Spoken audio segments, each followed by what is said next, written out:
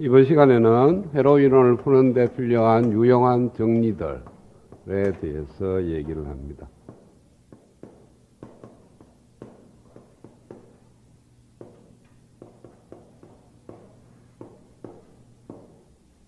어떠한 회로든지 간에 소자의 특성식이 있고요.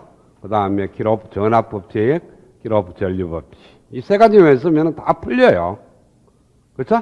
지난 시간에 그러니까 KVL을 먼저 쓰고 나중에 KCL을 쓰게 되면은 로드 해석법이 되는 거고, 먼저 KCL을 먼저 써서 전류의 변수를 줄여서 최종적으로 KVL을 쓰게 되면은 그거는 루프 해석법이라고 얘기를 했습니다. 그래서 소자의 특성식하고 기록 전압법칙, 기록 전류법칙 이 세 가지만 쓰면 어떤 회로도 풀 수가 있는데, 그 푸는 방법이 굉장히 복잡해질 수가 있다는 거죠. 그래서 그 복잡하게 풀지 말고 쉽게 풀어라는 의미로 지금부터 몇 가지의 법칙을 얘기를 합니다. 선형이라는 것부터 먼저 설명할게요. 선형이라는 것은 두 가지 성질을 만족할 때 선형이라고 얘기를 합니다. 첫 번째, 비례성을 만족을 해야 돼요. 그 다음에 두 번째가 중첩성을 만족을 해야 됩니다. 일단은 회로를 떠나서 수학적으로 먼저 생각을 하고 그 다음에 회로에 적용을 하겠어요. 어차피 선형이라는 자체가 수학에서 나온 말이니까. 그리고 회로에 적용하는 거고, 수학적으로 먼저 설명하고 그 다음에 회로에 적용을 하겠습니다. 자, 첫 번째 비례성이라는 것은 뭐냐 하면은 어떤 함수가 x에 대한 함수가 있는데 거기에다가 내가 a배를 곱했어. 그러니까 변수 x에다가 a를 곱하면은 x의 때의 함수 값에다가 a를 곱한 것 같다. 즉 a가 앞으로 나올 수 있다는 거예요. 이거는 이 성질을 만족하려고 그러면요, 뭐 어떤 의미냐면은 fx가 어떤 ax 플러스 b가 되면은 가능성이 있고요. 그 다음에 만약에 2차 함수가 되면은 1차 함수일 때는 좀 이따 생각하고 2차 함수가 되면 무조건 성립을 하지 않습니다. 그렇죠? 왜냐하면은 제곱을 하게 되면은 어떤 fx가 x의 제곱이다. 그러면은 f의 ax는 ax의 전체의 제곱이니까 a 곱하기 x의 제곱하고는 다르다는 거죠. 즉 fx가 x의 자성이다 하면은 x 대신에 ax를 대입해. 그러면은 x를 대입한 값에다가 a를 곱하면 되는데, 지금은 f의 ax라는 것은 x의 제곱에다가 a를 곱하는 것이 아니고 a의 제곱을 곱하는 거거든요. 그래서 성립하지 않는다는 거예요. 2차 함수는 성립할 수가 없습니다. 그 다음에 1차 함수라 하더라도 f의 cx라고 두겠어요. 여기 a가 있으니까 cx는 a 곱하기 cx 플러스 b니까 c에다가 ax 플러스 b 전체에다가 c를 곱한 건 같지가 않습니다. 그러니까 1차 함수라도 ax 플러스 b가 되면은 x 대신에 cx를 대입해. 그러면은 x를 대입했을 때 값에다가 c를 곱한 거하고 같으면은 비례성을 만족하는데, 지금은 만족을 하지 않습니다. 다 언제 때 만족하냐면은 b가 제로가 되면은 만족을 하게 돼요. 그렇죠? b가 제로가 되면은 얘가 없어지니까 acx나 ax에다가 c를 곱한 거나 같아지는 겁니다. 따라서 비례성을 만족하는 것은 뭐냐 하면은 원점을 지나는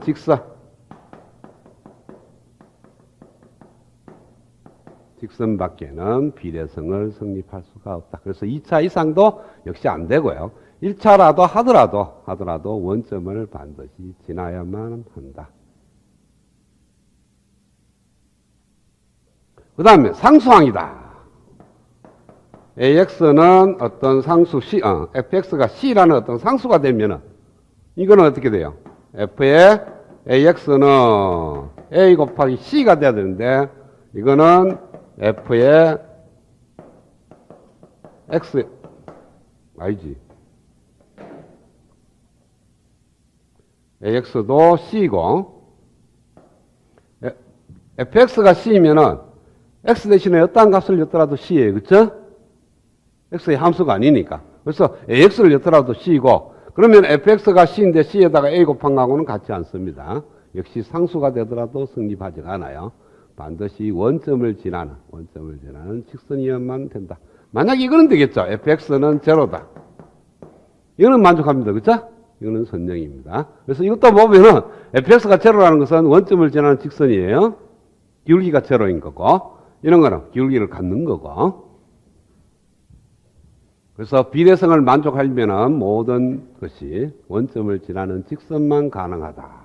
그 다음에 두 번째 뭐냐면은 중첩성인데, 비례성만 만족하면 중첩성은 자동으로 만족합니다. 어떤 거냐 하면은 x 플러스 y는 x일 때의 함수 같다, y일 때의 함수 값의 합과 같다.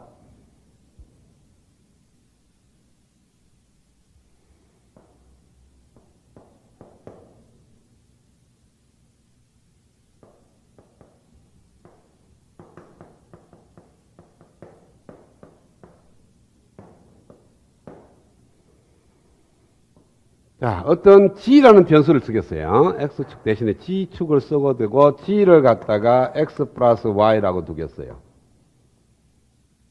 그 다음에 fg를 갖다가 원점을 지나는 직선, 즉 fg는 비례성을 만족하는 그러한 함수다 하면은 원점을 지나는 직선이 돼야 되고요.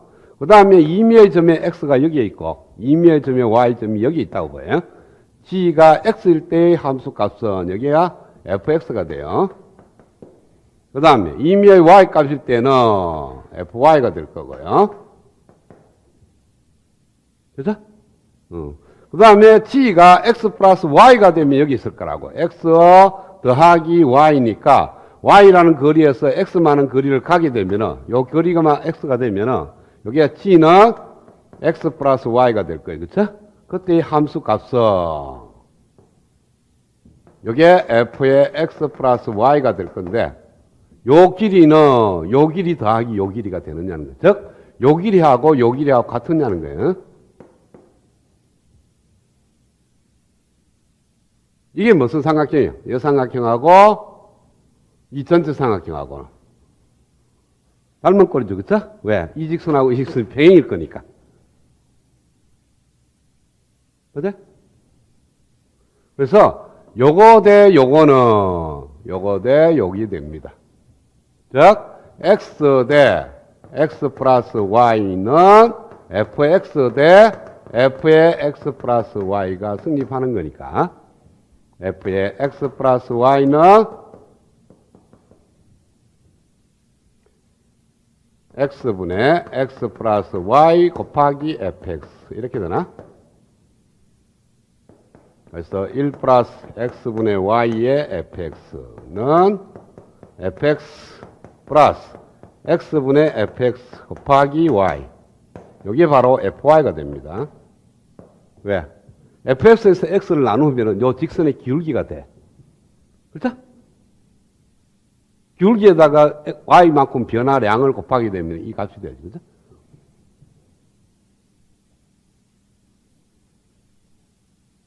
그래서 비례성을 성립하면 자동으로 중첩성을 만족하게 되어 있습니다. 회로에서는 첫 번째 비례성은 요거는 전원이 한 개 있을 때예요.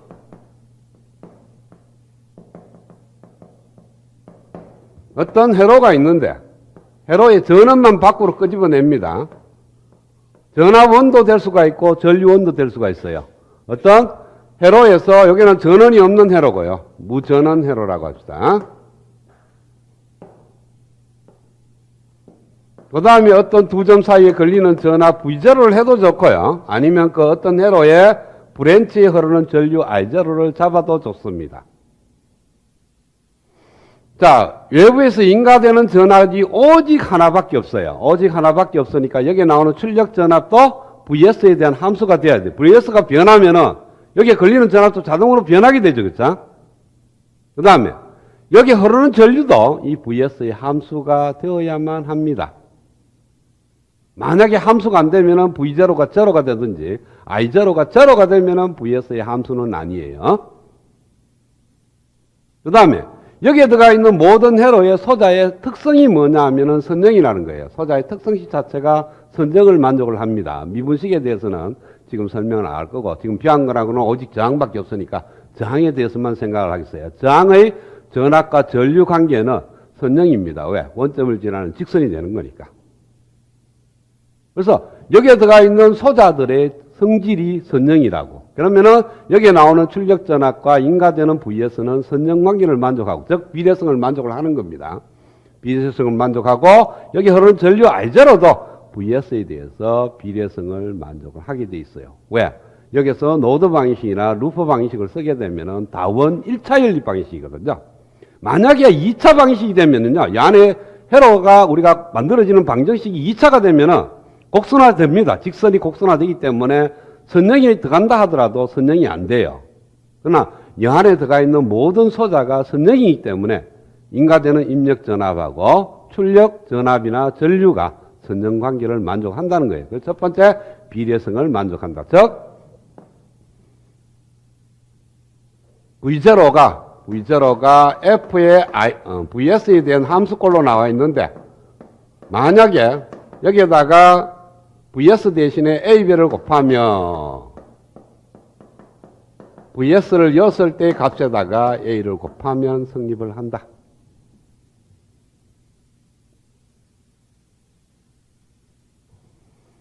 자, 여기에 10V라는 전압을 인가를 했어요. 여기가 2ohm이고 여기가 3ohm이라고 둡시다. 그러면 3ohm에 걸리는 전압을 출력 전압으로 따지게 되고요. 여기 흐르는 전류를 I0라고 이렇게 두겠어요. 그러면은 인가되는 전압 Vs가 10V일 때 I0는 얼마가 되느냐 하면은 2A가 흘러요. 그죠? 토탈 저항이 5ohm이니까 10V를 인가하면 흐르는 전류가 2A가 되고 전압은 6V가 되죠. 그쵸? 3ohm에 걸리는 전압이 2A가 흐르니까 6V가 되고 여기는 4V가 걸리겠죠? 그래서 더합 10V가 되는 거예요. 자, 이 회로에서 Vs가 10V일 때 결과적으로 나오는 출력 전압은 6V고 출력 전류 I0는 2A인데 여기에다가 Vs에다가 곱하기 2를 했어. 그래서 인가되는 전압을 20V로 올렸단 말이에요. 20V로 올리게 되면은 I0가 얼마가 되느냐 하면은 4A가 됩니다. 즉 2A에다가 2를 곱한 것 같아. 그리고 V0도 12V가 되어서 원래 있는 6V에다가 2를 곱한 거예요. 즉 전원을 2배로 늘리니까 결과도 2배가 늘어난다. 이것이 바로 선형성 중에서도 비례성을 의미하는 겁니다. 회로에서. 잘 적용을 하는 케이스는 없습니다. 잘. 특별한 케이스 말고는 이 선형성을, 이 비례성을 이용해서 회로를 푸는 방법은 간간히 하나씩 나오는데 거의 잘 이용은 하지 않습니다. 자, 예를 들어서 비례성을 이용해서 회로를 푸는 걸 한번 보면요. 이걸 구하는 거예요. 10V를 인가를 했을 때 2ohm에 흐르는 전류 I0를 구하고자 하는 겁니다. 자, 그러면은 비례성을 이용하지 않고 이 회로를 풀려 그러면 어떻게 하느냐? 얘 두 개 합해서 6ohm. 6ohm하고 6ohm하고 병렬이 되어서 3ohm. 3ohm하고 3ohm하고 직렬이 되니까 6ohm. 6ohm하고 3ohm하고 병렬이 되니까 2ohm. 그래서 더 4ohm입니다. 그래서 흘러나가는 전류가 2.5A가 흘러나가요. 흘러나가면 여기에 흐르는 전류를 구하는 거니까 쭉 다시 또 풀어나와야 돼. 2.5mA가 이렇게 흐르면은, 이렇게 그러면은 여기에 걸리는 전압이 5V가 됩니다. 그쵸? 5V가 되니까 여기에 걸리는 전압이 5V야. 그러면은 여기서 들다 본 저항이 6ohm이니까 이렇게 흐르는 전류가 6분의 5A라는 전류가 흐릅니다. 그러면은 여기에 걸리는 전압이 2.5V가 걸려. 그러면은 여기가 2.5V가 걸립니다. 여기에 2.5V, 2.5V야 더합 5V가 걸리니까. 그러면은 여기에 2.5V니까 여기로 흐르는 전류가 2분의 5, 다시 6을 나누는 거니까 12분의 5A가 흘러요. 그러면 이렇게 흐르는 전류도 12분의 5A가 흐릅니다. 그러면 I0가 12분의 5A 이렇게 답이 나온다는 거예요. 근데 이걸 갖다가 이제 비례성을 쓰게 되면은 다르게 문제가 풀린다는 겁니다. 답은 같으면서 어떻게 풀리느냐 하면은 일단 I0를 내가 1A라고 둬. 여기 흐르는 전류를 내가 1A라고 둔다고요. 뒀을 때 이제 거꾸로 풀어나가요. 풀어나가면 여기에 얼마만한 전압이 가해야만이 여기가 1A가 흐른지를 찾아내야 돼. 그리고 비례관계에 의해서 I0를 구해낼 수가 있습니다. 그러면은 여기에 1A가 흐르면은 여기에 걸리는 전압이 2V가 돼요. 그쵸? 2V가 되고 여기에 걸리는 전압이 6V가 됩니다. 4V가 돼요. 그래서 또한 여기에 걸리는 전압이 2V와 4V가 직렬 연결이니까 6V가 걸립니다. 그쵸? 그러면 일로 흐르는 전류가 1A가 돼. 여기 1A, 여기 1A 하니까 여기 흐르는 전류 2A가 됩니다. 2A가 되니까 여기에 걸리는 전압이 6V가 돼. 여기가 6V고 여기가 6V니까 여기는 12V가 걸려야 돼. 그러면 여기 흐르는 전류가 4A가 돼. 여기 4A, 여기 2A 하니까 더하면 여기는 6A 걸려야 돼. 그럼 여기 걸리는 전압이 얼마냐 하면은 12V 걸린다는 거죠. 그러면은 여기에 몇 볼트를 가야 되냐면 12V와 12V니까 24V를 가하면 여기는 1A가 흐른다는 거예요. 즉 VS 인가되는 전압이 24V일 때 I0는 1A야. 그런데 VS가 지금 얼마일 때? 10V일 때 답을 구하는 거 아니에요. 그렇죠? 그러니까 24대 10일 때 I0가 되는 거예요. 그래서 I0는 24분의 10, 12분의 5A가 흐른다는 거예요. 이게 비례성을 이용해서 문제를 푸는 겁니다. 그 다음에 이제 두 번째가 뭐냐 하면은 중첩성입니다.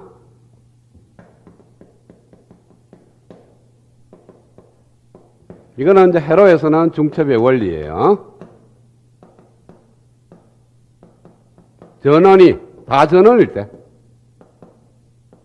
전원이 한 개가 아니고 여러 개 있는 케이스에 대해서 생각을 하는 거예요. 자, 중첩성이 뭐냐면 수학적으로 F의 X 플러스 Y는 F의 X 플러스 F의 Y다. 이 말은 입력이, 회로로 봐서 입력이 X와 Y이고 출력은 F의 X 플러스 Y 또는 FX, FY.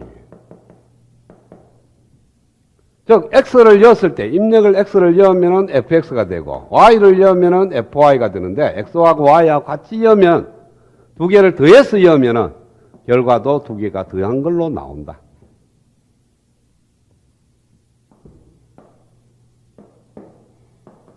반드시 내부 안에는 전원이 없어야 됩니다. 전원은 다 밖으로 나와야 돼. 한 개가 되든, 10개가 되든, 100개가 되든, 전원이라는 전원은 밖으로 다 나오고, 이 네모 박스 안에는 순수한 전원이 없는 회로로만 꾸며져 있어요. 그래서 전원을 밖으로 끄집어냅니다. 두 개만 일단 먼저 할게요. 이렇게 두 개를 하면은 어떤 두 점 사이에 걸리는 전압이 V0, 어떤 두 점 사이에 흐르는 전류를 출력 전류 I0로 잡겠습니다.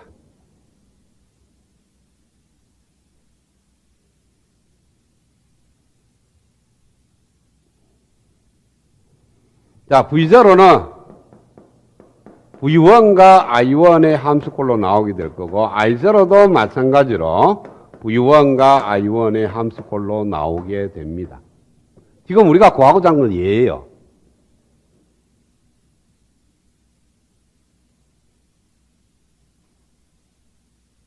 그런데 인가되는 전압이 V1과 I1이 합해서 들어갔기 때문에 따로따로 구해서 결과를 구하겠다는 거예요. 즉, 중첩성이 뭐냐 하면은 토탈 경답은 fx를 구하고 fy를 구해서 더하겠다는 거예요. 그러면은 주어진 회로에다가 v1만 인가를 해.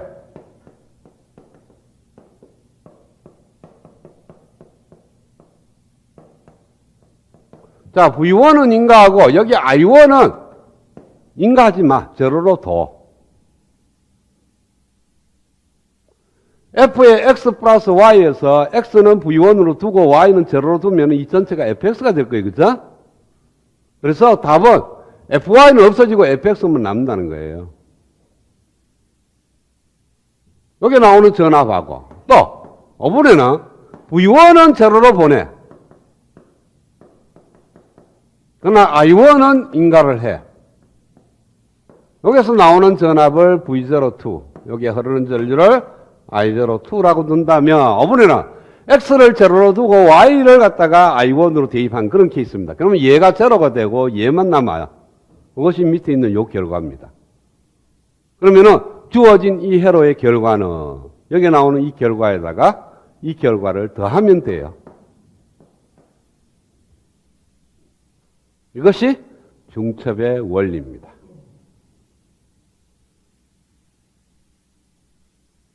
자, 두 개만 있을 때는 먼저 설명해. 전원이 두 개 있을 때 각각에 대한 응답을 구하는 거예요. V에 대한 응답, V1에 대한 응답, I1에 대한 응답. 그러니까 V1에 대한 응답을 구할 때는 I1은 제로로 보내고 I1에 대한 응답을 구할 때는 V1을 제로로 보내고 그때 나오는 출력 전압이나 출력 전류는 원제로의 출력 전압과 출력 전류를 표현하는데 여기에 나오는 출력 전압 V0는 여기서 나오는 전압 V01과 여기서 나오는 V02를 더하면 되고요. 여기 나오는 출력 전류 I0는 위에서 나오는 출력 전류 I01과 밑에서 나오는 출력 전류 I02의 합과 같다.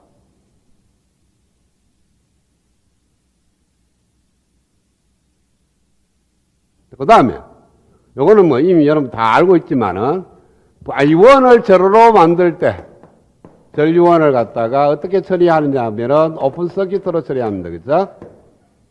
그러나 V1을 제로로 만들 때는 전압은 어떻게 처리하느냐 하면은 여기는 오픈이 아니고 숏 서킷입니다. 그죠? 단락을 시켜서 회로를 풀게 됩니다. 그 이유는 뭐냐 하면은 스위치가 이렇게 있을 때 스위치가 오픈이 되어 있을 때는 특성식이 I는 제로입니다. 그죠? 두 단자, 두 개의 점, A점과 B점을 갖다가 오픈시켜버리면, 끊어버리면은 특성식이 I는 제로예요. 전류원이 있는데 그 전류원에 흐르는 전류가 제로로 둔다는 것은 이 라인에 전류가 안 흘리는 거예요. 스위치로 봤을 때는 오픈하고 같은 거예요. 그래서 얘를 오픈 서킷으로 만들어줘야 돼. 그 다음에 단락을 하게 되면은 이렇게 스위치를 닫게 되면은요, 숏 서킷을 만들게 되면 특성식이 V꼴로 제로입니다. 이 양단에 걸리는 전압이 제로야. 여기는 흐르는 전류가 제로고. 그래서 숏 서킷의 특성식은 V는 제로이기 때문에 어떤 전압을 있을 때 그 전압의 크기를 제로로 만든다는 것은 얘의 특성식이 V꼴로 제로라는 거니까 숏 서킷하고 등가회로가 돼요. 따라서 전압원을 갖다가 제로로 만들 때는 숏 서킷으로 처리를 해야 된다. 요거는 언제나 적용이 가능합니다. 중첩의 원리에서도 적용이 가능하고 여러분들이 나중에 전자회로에 보면은 AC, DC 나눠서 문제를 풀게 되는데 DC 해석할 때는 AC를 제거하고 AC 해석할 때는 DC를 제거하는데 그냥 무조건 다 숏서킷가 아니고 전압원은 숏서킷. 만약에 전류원이 있으면 그 전류원은 오픈서킷으로 처리해야 된다. 자, 그러면은 전압원하고 전류원을 처리하는 방법을 설명을 했고요. 자, 그 다음에 전원이 두 개가 아니고 여러 개 있을 경우. 예를 들어서 좀 많이 있어요. 무전원이고, 여기가 전압원 두 개, 전류원 두 개,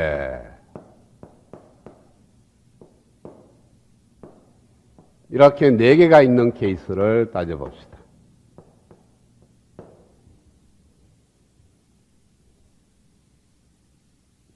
이 네 개를, 이 네 개로 생각하지 말고 두 개로 생각하겠다는 거죠. 이 두 개가 같이 있다고 생각하고, 얘 두 개도 같이 있다고 생각하는 거예요. 즉, 다시 말해서, F에 X 플러스, A 플러스 B 플러스, C 플러스 D가 있는데, A 플러스 B를 X라고 치환하고, C 플러스 D를 Y라고 치환을 해. 그러면은, F에 X 플러스 Y가 될 거고, 얘는 F의 X 플러스 F의 Y가 되고, 이제는 다시 원tex들어요. 그러면은, F의 A 플러스 B 플러스 F의 C 플러스 D가 될 겁니다. 그죠? 그리고 얘를 또 써. 중첩의 원리를. 그러면은, FA 플러스 FB 플러스 FC 플러스 FD 이렇게 확장이 된다는 거예요. 자, 네 개의 전원이 있을 때, 두 개씩 짝을 지어. 짝을 지어서 x하고 y라고 치환을 둬. 그러면 이거는 f의 x 플러스 y가 됩니다. 그죠? 얘를 중첩의 원리, 중첩성을 써. 그러면은 fx 플러스 fy가 돼. 그러고 나서 원래대로 잡아요. 그러면은 f의 a 플러스 b, f의 c 플러스 d. 그 다음에 얘네들이 또 중첩성을 또 써. 그러면은 4개로 이렇게 분리가 됩니다. 이것도 가능하고, 또 위에도 가능합니까? f의 a 플러스 b 플러스 c 플러스 d는 f의 a 플러스 f의 b 플러스 c 플러스 d. 이렇게도 바뀌어요. 짝을 꼭 두 개 하지 말고 1개, 3개로 해도 됩니다. 또 3개, 1개로도 되죠. 그쵸? 또 이 3개는 A 플러스 BC 나눌 수 있고 또 B 플러스 C는 BC로 나눌 수 있고 최종적으로는 여기에 도착을 하는데 중간 과정은 각각에 대해 응답을 구해 다 더하면 돼요. 그런데 그렇게 안 하고 2개씩 짝지어가 얘 결과를 봐도 돼요. 얘를 봐도 돼. 그 다음에 얘를 봐도 되고 얘를 봐도 됩니다. 얘만 답이 된다는 거 아니에요. 그래서 이렇게 4개 들어가는 케이스는 방법이 여러 가지기 때문에 각각에 대해서 응답을 4번 구해. 그리고 그 4번을 다 더해도 돼. 그 다음에 얘 2개가 있을 때 응답을 구하고 얘 2개가 있을 때 응답을 구해서 더해도 돼. 2번 계산하면 끝나. 그 다음에 얘 3개 있을 때 응답 구하고 얘 있을 때만 응답 구해서 2개를 더해. 또 얘 있을 때 응답 구하고 얘 3개 있을 때 응답을 구해서 더해도 돼.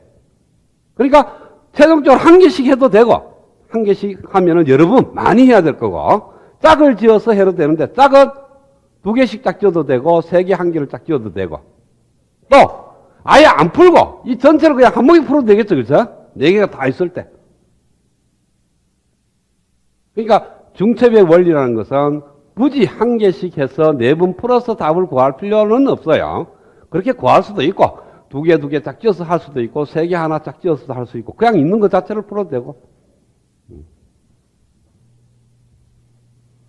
자, 그래서 첫 번째 V1만 있는 케이스, V2는 숏 서킷, I1도 오픈 서킷, I2도 오픈 서킷 때 나오는 전압을 V01, 흐르는 전류는 I01 이렇게 두겠어요. 그 다음에 두 번째는 V1은 제로, V2만 인가를 했을 때 I2도 오픈, I1도 오픈을 시켰을 때 나오는 전압을 V02, I02.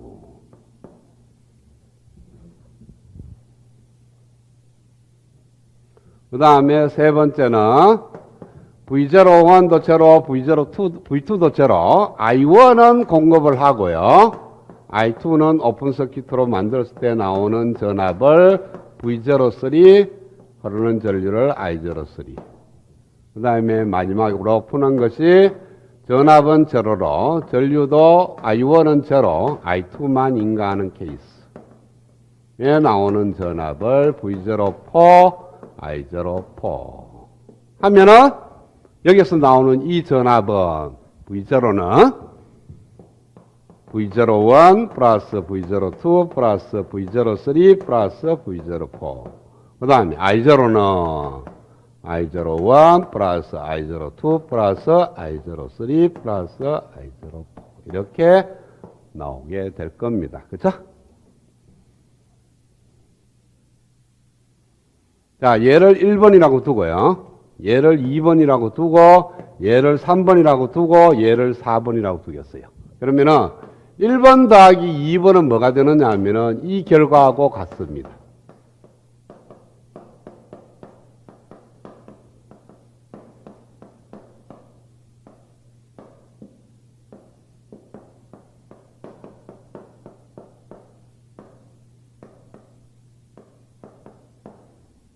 V1과 V2를 같이 엮는 거예요. 같이 엮고 I1하고 I2는 제거를 해. 그래서 나오는 출력 전압 V012하고 I012는 얘 두 개를 합한 것이 V012, 얘 두 개를 합한 것이 I012가 된다는 거죠. 그래서 여기서 나오는 V012는 V01 플러스 V02, I012는 I01 플러스 I02. 그럼 3개의 뭐가 되겠어요? V0, 1, 2, 3. 그렇지? 그럼 이거 3개 더한 거. 더 이상 확장해서 그릴 필요는 없겠죠. 그쵸? 중첩의 원리를 여러분들 이해만 하면 됩니다. 일반적으로 가장 많이 푸는 것이 각각에 대해서 4번 플러스 더하는 것을 가장 많이 써요. 쓰는데 한 개 쓸 때마다 2개, 한 개 더 있더라도 크게 뭐 계산량이 얼마 안 늘어난다. 그럼 2개를 쫙 씌워서 그냥 바로 푸는 게 빠르다고. 어차피 중첩의 원리를 쓰는 이유가 뭐냐 하면은 빨리 계산하려고 하는 거니까. 안 풀리는 문제를 풀게 하는 것이 중첩의 원리가 아니고 둘 다 풀려요. 둘 다 풀리는데 그냥 풀면 노드 방식이나 루프 방식을 통해서 풀면은 시간이 오래 걸릴 걸 중첩의 원리를 쓰면은 굉장히 간단하게 답이 나오는 그런 케이스가 많이 쓰는 경우고 특별한 케이스는 어떤 거냐면 나중에 여러분들이 회로 이론 2에 가면은 주파수가 서로 다른 여러 가지 전원이 있어요. 그러면은 주파수가 서로 다른 전원이 있기 때문에 하나의 주파수 프레임으로 갈 수가 없어요, 회로가. 그래서 각각에 대해서 이렇게 가려고 그러면 먼저 시간 영역에서 중첩의 원리를 쓰고 각각에 대해서 프레임을 보내면 됩니다. 그때는 일반적으로 몸푸니까 몸푸는 회로를 중첩의 원리를 써서 문제를 풀 때는 반드시 이와 같은 케이스를 많이 동원을 합니다. 자, 주어진 회로에서 15옴에 걸리는 전압 Vx를 구하려고 해요.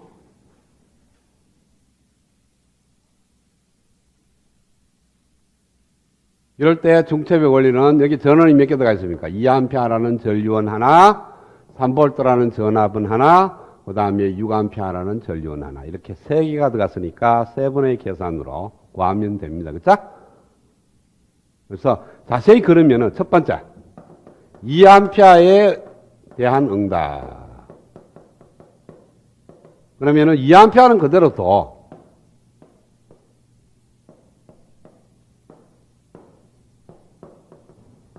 그 다음에 여기 있는 3V를 0V로 바꿉니다. 그쵸? 0V로 보내면은 전압원이기 때문에 숏서키트가 돼.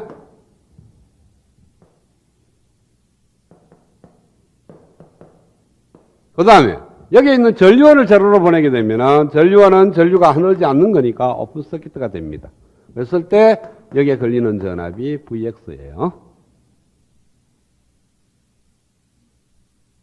자, 그러면 답은 풀 필요도 없이 얼마죠?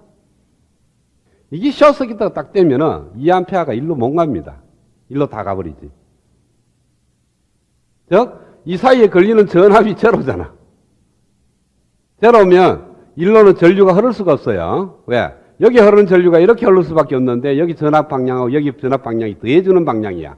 더해서 제로가 되려고 그러면 각각이 제로 될 수밖에 는 없습니다. 그렇죠? 또 한 가지 내가 설명을 했는데 여기 전압원이 있어요. 원회로를 푸는 겁니다. 전압원이 있을 때 여기에 걸리는 전압, 15옴에 걸리는 전압 Vx를 구할 때는 이 전체 회로가 이 전압원의 병렬 회로입니다. 즉 구하고자 하는 회로에 대해서. 그렇죠? 구하고자 하는 회로는 여기 있어. 이 회로의 입장에서 봤을 때는 이쪽에 있는 이 회로는 전압원의 병렬 연결이에요. 그래서 무시해도 돼. 그래서 여기 있는 2A에 대해서는 답이 안 나올 수밖에 없는 거예요.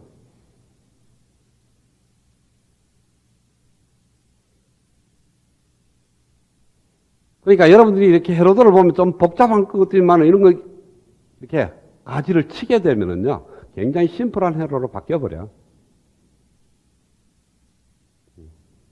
나왔으니까 한번 설명을 하는 거고요. 자, 그 다음에 두 번째. 이번에는 3V에 대한 응답.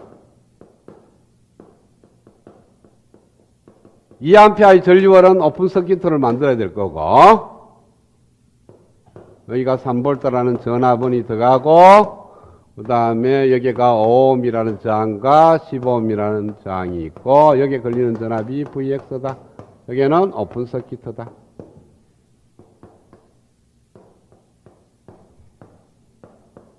이것도 마찬가지죠. 구하고자 하는 이쪽 파트 회로에서 이쪽에 있는 저항이 있다 하더라도 전압원의 병렬 회로니까 생각할 필요가 없다. 그러면은 이 회로는 다 3V, 5옴, 10옴 세 개가 직렬 연결되어 있는 회로가 될 거예요. 그렇죠? 그럼 Vx는 바로 나오죠? 5 플러스 10분의 10 곱하기 3 2V.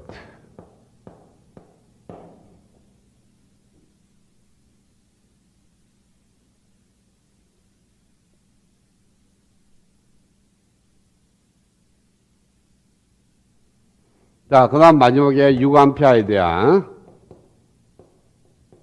응답을 구하며 전류원 오픈, 저항, 저항. 전압은 쇼트서킷. 그 다음에 옴, 10옴, 6A.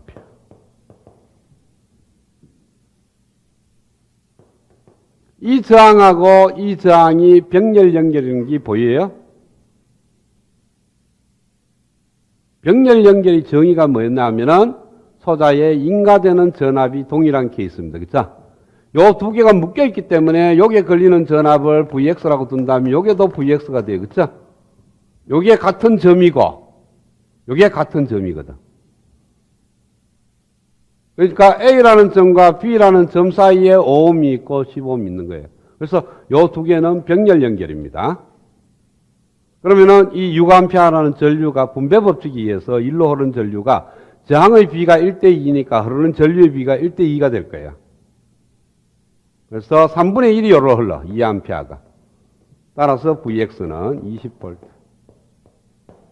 그래서 구하고자 하는 주어진 회로의 전압 Vx는 2V 더하기 20V 해서 22V. 이게 답입니다. 방금 보는 것처럼 중첩의 원리를 사용하는 케이스는요. 그러니까 시험 문제에서 중첩의 원리를 써서 풀어라 그러면 중첩의 원리를 써야 되지만 실전에 가서 문제 해로를 푸는데 내가 중첩의 원리를 쓸까, 노드 방식을 쓸까, 루프 방식을 쓸까, 아니면 다른 어떤 법칙을 쓸까 이렇게 생각을 할 때 중첩의 원리를 쓰려 그러면 암산이 되어야만 됩니다. 만약에 저것도 방정식을 써서 문제를 풀려 그러면은 그냥 다 있을 때 푸는 거나 마찬가지야. 하나 푸는 거나 양이, 계산 양이 여기서 루프 방식을 구하는 거나 여기서 루프 방식을 구하는 거의 유사합니다. 양들이. 근데 얘는 세번을 풀어야 돼. 그런 걸. 그러니까 한 번 풀고 말지. 괜히 세 번 중첩의 원리를 써서 세 번 풀 이유가 없다고요. 그래서 중첩의 원리를 적용할 때는 딱 보고 암산이 딱 될 때야. 전원을 갖다가 나머지 전원을 제가 한 개의 전원에 대해서 딱 보면은 저항의 직병렬 관계밖에 안 될 게. 그때는 중첩의 원리가 굉장히 빠릅니다. 그리고 계산이 빠르다는 것은 계산에 대한 실수도 없어지는 거예요. 양이 적으니까. 여러분들 수학 막 계산할 때는 실수가 잘 나는데 3 더하기 5해가 8 이거 실수할 일은 거의 없을 거예요. 그죠? 그러니까 계산이 간단하면은요. 빠른 것뿐만 아니라 계산에 실수도 없습니다. 그래서 될 수 있는 대로 회로가 나오면은 회로가 쉽게 그러니까 빠르게 풀도록 노력을 해야 돼. 시간적인 이득도 있지만은 계산에 실수도 없습니다. 그래서 중첩의 원리를 쓰는 방금처럼 여러 가지 하니까 뭐 얘는 다 어차피 이 회로 자체에서 얘는 사라집니다. 얘를 사라지면 얘 회로를 푸는 거니까 이쪽 회로를 풀 때 이 케이스나 이 케이스를 보면은 바로 저항의 직병렬 관계로 바로 답이 나와요. 이거는 저항이 직렬 연결이고 이거는 저항이 병렬 연결이 되는 거니까. 회로 제일 쉽게 푸는 게 저항의 직병렬 관계예요. 그 다음에 두 번째가 중첩의 원리라든지 또는 나중에 태분한 등가열로 노선의 등가열을 고쳐서 문제를 푸는 방법이 좀 쉽고 최종적으로 풀어도 안 풀리는 것이 바로 노드 방식이나 루프 방식을 쓰는 게 되는 겁니다. 종속 전원이 있는 게 있습니다. 이 경우가 조금 여러분 생각을 해봐야 돼. 종속 전원이 있는 케이스. 항상 회로가 여러분들 종속 전원이 조금 어렵게 생각하는 이유가 뭐냐 하면은 항상 똑같은 케이스로 문제를 안 푸니까 문제가 되는 거야. 언제나 종속 전원도 독립 전원처럼 언제나 똑같이 풀게 되면은 어렵지가 않아요. 근데 어떤 케이스는 독립 전원처럼 풀고 어떤 케이스는 독립 전원처럼 풀면 안 되고 이런 케이스가 생기는 거예요. 자, 앞에서 우리가 노드 해석법이라든지 루프 해석법, 즉 회로 해석법, 회로 전류 법칙이나 전압 법칙을 썼을 때는 종속 전원도 독립 전원하고 똑같이 처리를 했습니다. 그 이유는 앞에서 비운 세 가지, 그러니까 소자의 특성식하고 노드 방식하고 루프 방식을 갖고 문제를 풀 때는 소자의 특성식이 들어가요.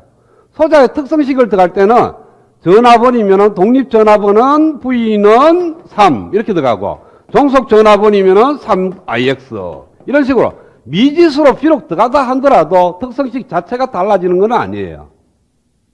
특성식 자체가 안 달라지기 때문에 앞에서 노드 해석법이나 루프 해석법에서는 소자의 특성식이 같기 때문에 해석법도 똑같아요. 그래서 굳이 독립전원, 종속전원 나눠서 생각을 하지 않습니다. 근데 지금 하고자 하는 중첩의 원리에서는 조금 문제가 있다는 거예요. 종속전원을 독립전원하고 똑같이 처리해보면 이 답이 틀려. 그 왜 틀리는지 지금 설명하고 그 다음 풀어 방법을 설명을 해줄게요. 그래서 먼저 전류원이 있는 케이스를 한번 봅시다.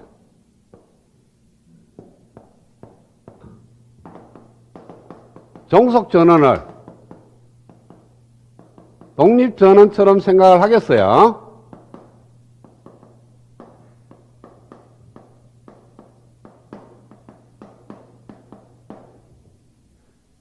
종속전원도 독립전원하고 똑같다라고 생각하고 이 문제에 접근을 하겠다는 거예요. 그러면은 전원이 3개가 되는 거죠. 그렇죠?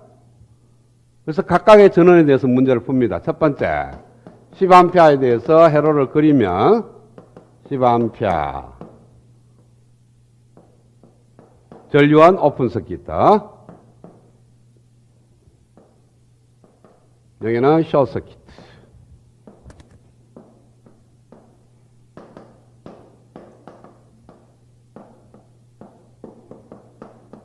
이렇게 하나가 나오고,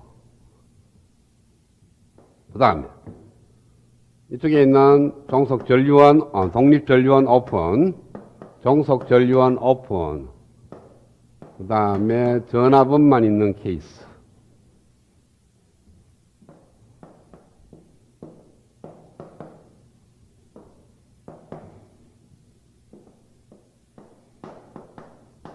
두 번째는 6V, 5V에 대해서 응답이니까.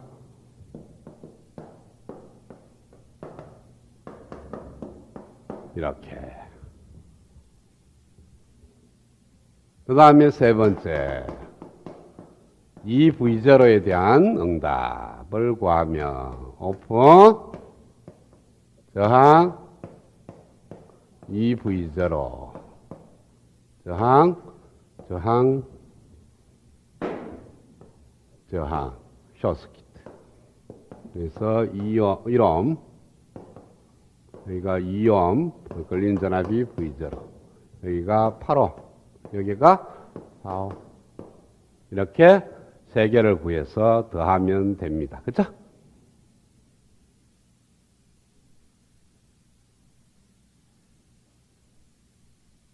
지금 종속전원을 독립전원처럼 똑같이 처리했다는 거예요. 그런데 얘 답은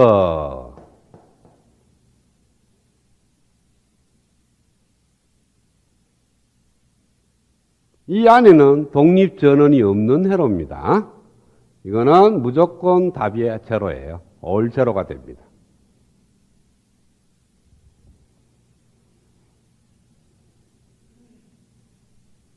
자, 앞에서 노드 방정식이나 루프 방정식을 보게 되면요. 자, 노드 방식을 우리가 노드 해석법을 갖고 문제를 푼다 하면은 노드점을 구합니다. 노드점의 전압을 노드점이 4개가 돼서 V1, V2, V3에 대한 방정식이 만들어집니다. 그렇죠? 그러면은 어떤 포인트에서 전압, 흐르는 전류 더하기 전류는 제로가 되는데, 여기서 독립전원이 있으면 독립전원은 뭐로 바뀌냐면 상수로 바뀌고요. 독립전원만 상수로 바뀌지 나머지는 모두가 변수로 바뀝니다. 왜? 여기에 걸리는, 여기에 종속전원이 있다 하더라도 종속전원에 흐르는 V0가 여기에 걸리는 전압이거든요. 그러면은 여기 흐르는 전류를 갖다가 변수가 되면은 이 걸리는 출력 전압도 변수가 돼. 그래서 여기 들어가는 숫자도 변수가 됩니다. 그러면은 이 독립전원이 없는 데에서 노드 방식을 구하게 되면은 전부 다 V1, V2, V3에 대해서 제로가 되고 이러한 방정식이 쭉 만들어질 거라고. 우변이 올 제로가 됩니다. 그러면은 V1에 대해서 우리가 행렬식으로 풀면 디터미넌트 분의 V1 자리에 요 우변에 있는 값들이 들어가요. 그래서 올 제로가 들어갑니다. 나머지 값들은 있다 하더라도 얘 한 라인 자체가 올 제로면은 디터미넌트 자체가 제로예요. 그래서 제로가 되는 거야. 모든 게 다 그래요. V2에 대해서 풀면 두 번째 라인이 올 제로죠. V3에 대해서 풀면 세 번째 라인이 올 제로이기 때문에 제로가 됩니다. 그래서 종속 전원만 있어. 즉 독립전원이 독립전원이 없는 회로를 문제를 풀면 모든 소자에 걸리는 전압도 제로요. 모든 소자에 흐르는 전류도 제로야. 풀 필요도 없지. 그래서 얘는 무조건 제로야. 그러면은 주어진 회로는 이 회로 더하기 이 회로의 답과 같으냐를 보면은 주어진 회로가 얘가 처음부터 없어. 여 같은 회로를 풀려고 그래도 이 두 개의 합입니다. 그죠? 그 다음에 여기에다가 있어도 답이 같아. 그러면 이 종속 전원의 의미가 하나도 없죠. 없을 수가 없죠. 그죠? 그래서 이렇게 하면은 안 된다는 거예요. 그래서 중첩의 원리를 썼을 때는 종속 전원은 독립 전원하고 다르게 생각을 해야 된다. 그냥 종속 전원을 그냥 소자로 생각하고 중첩의 원리를 풀 때 전원으로 생각하지 않고 수동 소자로 생각하는 거예요. 그래서 10A에 대해서 문제를 풀 때는 여기에 넣고 6V에 대해서 문제 풀 때도 넣고 이렇게 풀어야 된다는 거예요.